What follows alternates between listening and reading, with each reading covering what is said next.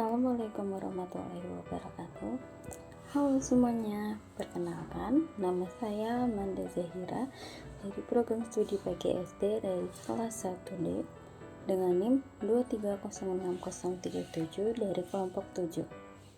Di sini saya akan membahas tentang landasan histori pendidikan dengan dosen pengampu Ibu Primanita Solihah Rosmana MPD. Di sini saya memiliki 9 poin yang akan saya bahas. Yang pertama itu pengertian, yang kedua pendapat ahli, yang ketiga ada tujuan, yang keempat ada fungsi dalam pendidikan, yang kelima ada ciri-cirinya, yang keenam urgensi landasan pendidikan, yang ketujuh ada pengaruh bagi manusia, yang kedelapan pengaruh bagi pendidikan, dan yang terakhir ada implementasi dalam pendidikan. Pengertian landasan histori pendidikan.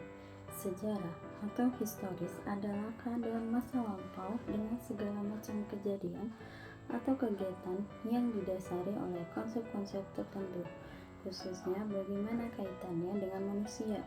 Sejarah penuh dengan informasi-informasi yang mengandung kejadian, model, konsep, teori, praktik, moral, cita-cita, bentuk, dan sebagainya. Menurut Pidata di tahun 2007 di bukunya di halaman 109, landasan histori pendidikan adalah sejarah pendidikan di masa lalu yang membentuk dan memengaruhi sistem pendidikan dalam suatu masyarakat, seperti peristiwa, ide-ide, perubahan sosial, dan perkembangan dalam bidang pendidikan yang menjadi acuan terhadap pengembangan pendidikan di masa kini. Landasan histori pendidikan mencangkup berbagai elemen seperti filosofi pendidikan, sistem pendidikan formal, peran pendidikan dalam perkembangan sosial, dan sebagainya. Berikut ada pendapat para ahli. Yang pertama ada menurut Jipeng, sejarah merupakan semua kejadian atau peristiwa masa lalu. Tidak hanya itu, menurutnya sejarah juga merupakan sebuah sarana memahami perilaku masa lalu, masa sekarang, dan masa yang akan datang. Lalu, yang kedua ada menurut Robin Wicks. Pengertian sejarah menurut Robin Wicks lebih ke arah kemanusiaan. Menurutnya, sejarah merupakan studi tentang manusia dalam kehidupan masyarakat. Lalu yang ketiga ada menurut Ibnu Khaldun. Menurut Ibnu Khaldun, sejarah merupakan catatan peradaban manusia. Sejarah menjadi catatan tentang masyarakat dan peradaban dunia, termasuk perubahan yang terjadi pada watak manusia. Lalu yang terakhir ada menurut Ruslan Abdul Ghani. Pengertian sejarah menurut Ruslan Abdul Ghani adalah penelitian dan penyelidikan secara sistematis untuk dijadikan perbendaharaan dan pedoman bagi penilaian. Hal ini juga menjadi penentu keadaan sekarang dan proses masa depan. Tujuan landasan historis pendidikan. Yang pertama ada tujuan pendidikan. Pendidikan diharapkan memiliki tujuan dan dapat mengembangkan berbagai macam potensi siswa, serta mengembangkan kepribadian siswa secara lebih harmonis. Tujuan pendidikan diarahkan untuk mengembangkan aspek keagamaan, kemanusiaan, serta kemandirian siswa.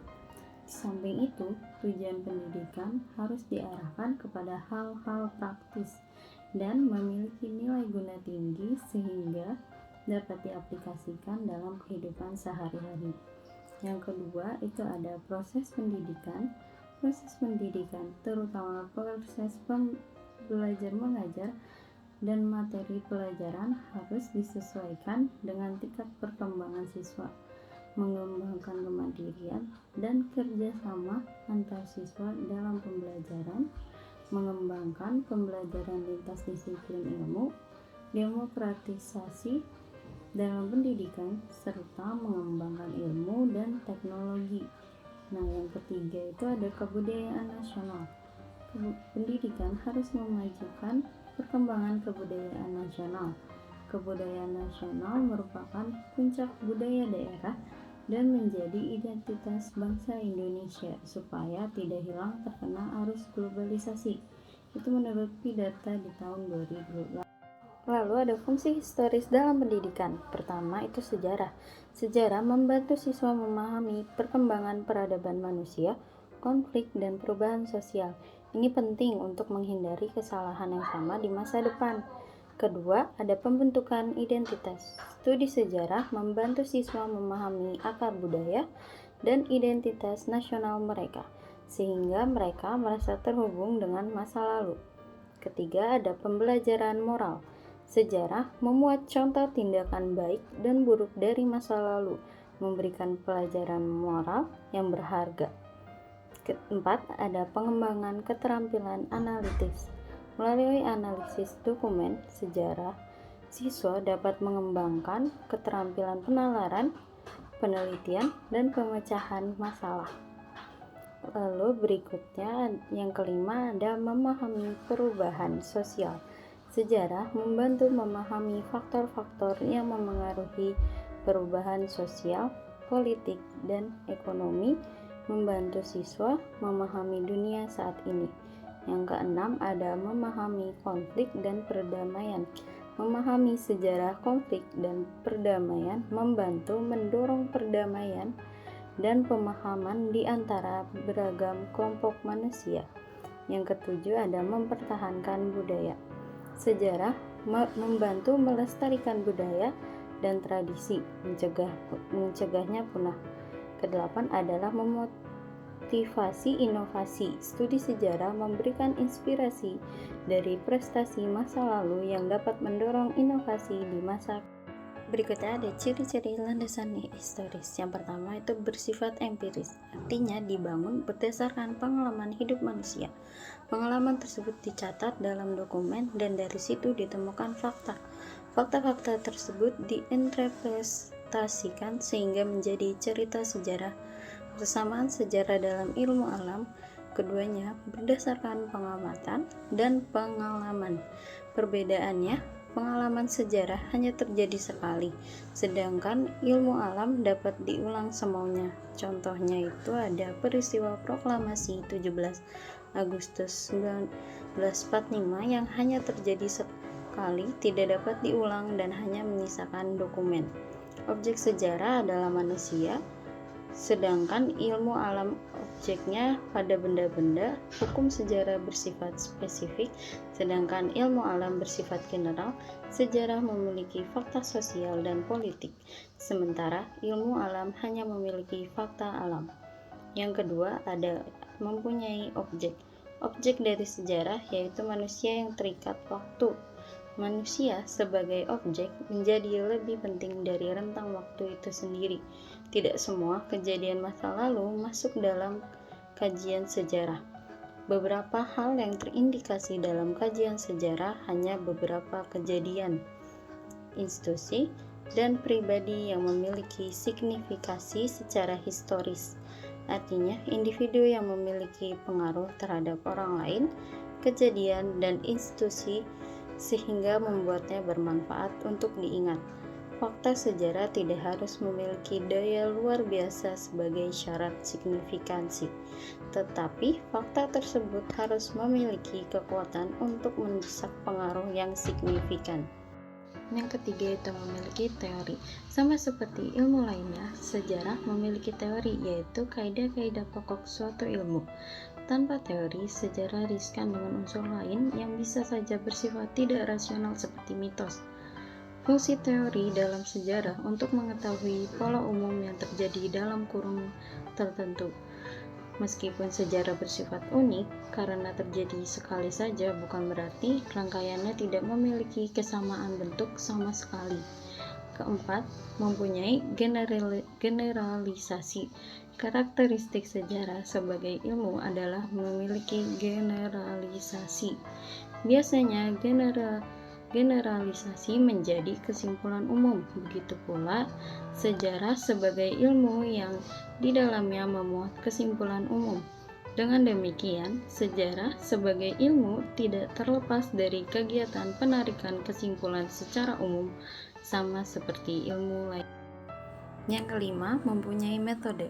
Ciri-ciri sejarah sebagai ilmu adalah mempunyai metode, yakni cara penyusunan pengetahuan dan kebenaran dari berbagai peristiwa.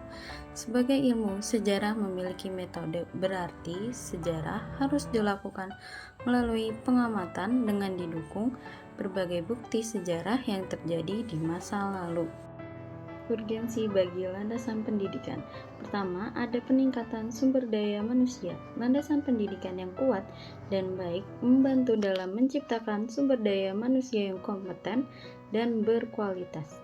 Sumber daya manusia yang berkualitas merupakan aset berharga bagi kemajuan ekonomi, teknologi, dan inovasi suatu negara. Nah, yang kedua ada pembentukan karakter dan nilai.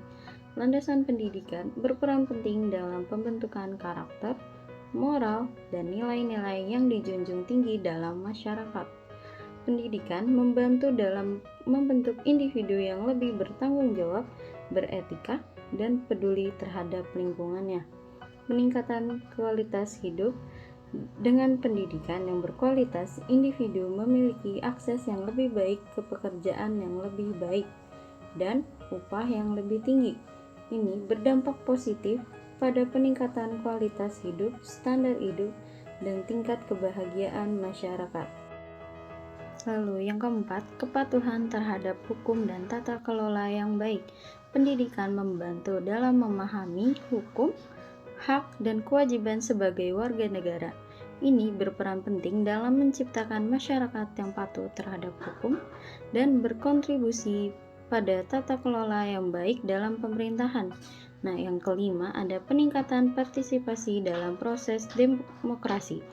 Pendidikan yang berkualitas membantu individu memahami prinsip-prinsip demokrasi, hak, dan kewajiban warga negara, dan kemampuan untuk berpartisipasi aktif dalam proses demokratis. Lalu ada pengurangan ketidaksetaraan sosial. Dengan memberikan akses pendidikan yang baik kepada semua lapisan masyarakat, landasan pendidikan dapat membantu mengurangi ketidaksetaraan sosial dan ekonomi. Lalu yang berikutnya ada adaptasi terhadap perubahan. Pendidikan yang kuat membantu individu dan masyarakat beradaptasi dengan perubahan dalam dunia yang terus berkembang, seperti perubahan teknologi, lingkungan, dan dinamika global. Dengan demikian, landasan pendidikan yang kuat dan efektif merupakan elemen penting dalam membangun masyarakat yang maju, beradab, dan berdaya saing dalam konteks global. Pengaruh sejarah bagi manusia. Yang pertama, membentuk pola pikir manusia. Yang kedua, memberikan pelajaran dan pengalaman penting. Yang ketiga, menjadi sumber inspirasi. Yang keempat, meningkatkan kemampuan analisis. Yang kelima, mengembangkan pemahaman tentang dunia. Dan yang terakhir, yang keenam, menjadi pengingat. Lalu ada pengaruh historis bagi pendidikan. Landasan historis memberikan peranan yang penting karena dari sebuah landasan historis atau sejarah bisa membuat arah pemikiran kepada masa kini. Sejarah penuh dengan informasi-informasi yang mengandung kejadian, model, konsep, teori, praktik, moral, cita-cita, bentuk, dan sebagainya. Dengan demikian, setiap bidang kegiatan yang ingin dicapai manusia untuk maju pada umumnya itu dikaitkan dengan bagaimana keadaan bidang tersebut pada masa lampau. Itu menurut Siddhartha di tahun 2007. Sejarah pendidikan merupakan bahan pembanding untuk memajukan pendidikan suatu bangsa. Yang terakhir ada implementasi konsep pendidikan dalam landasan sejarah atau historis. Pertama adalah memahami perkembangan pendidikan dari masa ke masa, termasuk bagaimana ide-ide, metode, dan sistem pendidikan telah berubah seiring berjalannya waktu. Yang kedua, mengaitkan pengembangan pendidikan saat ini dengan peristiwa dan perkembangan pendidikan yang telah terjadi. Yang ketiga, mempelajari kejadian-kejadian dalam sejarah pendidikan untuk meningkatkan sistem pendidikan saat ini. Yang keempat, adalah menghubungkan dan mengenali dampak perubahan sosial pada sistem pendidikan. Yang kelima adalah memahami keragaman perspektif pendidikan dari berbagai budaya dan masyarakat di berbagai waktu. Yang keenam ada berpikir kritis, analitis, dan inovatif dalam mengevaluasi sistem pendidikan saat ini agar lebih baik. Nah, yang ketujuh itu mengidentifikasi nilai-nilai dan prinsip-prinsip yang telah membentuk pendidikan sepanjang sejarah dalam mengambil keputusan pendidikan. Sekian dari saya, kurang lebihnya mohon maaf. Wassalamualaikum warahmatullahi wabarakatuh.